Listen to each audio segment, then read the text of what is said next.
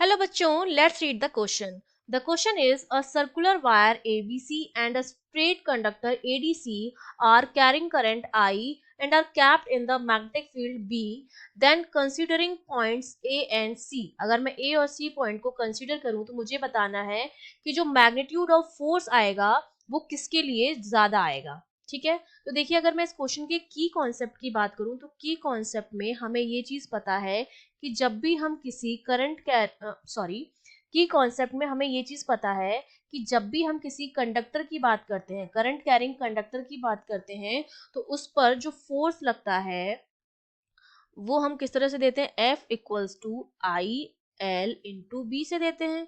ठीक है, जहां पर L जो होती है that is the effective length between two ends. किसी भी दो एंड के बीच की जो इफेक्टिव लेंथ होती है, जैसे ये A पॉइंट है और ये B पॉइंट है, तो इफेक्टिव लेंथ जो हो जाएगी वो क्या हो जाएगी, L हो जाएगी.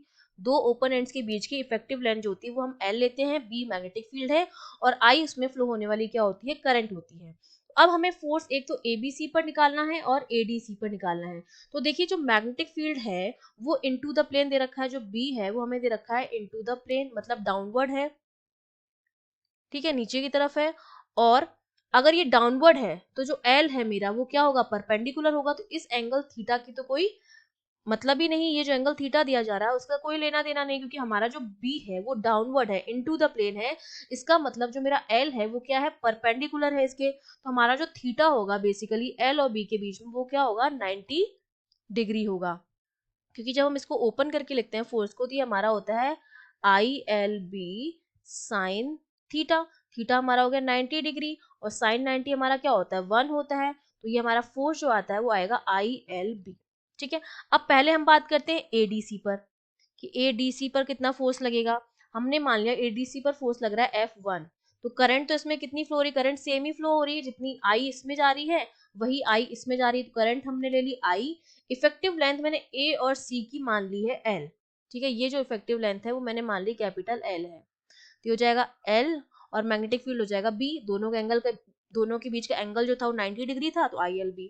अब मैं अगर ABC की बात करूं तो ABC में देखिए जो फोर्स आएगा F2.